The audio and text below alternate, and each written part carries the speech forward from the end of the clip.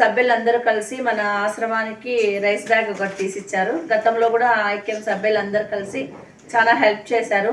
Thank you so much sir. మీ సభ్యులందరికీ thank you so much. అవ్వ వాళ్ళ తరపున మా తరపున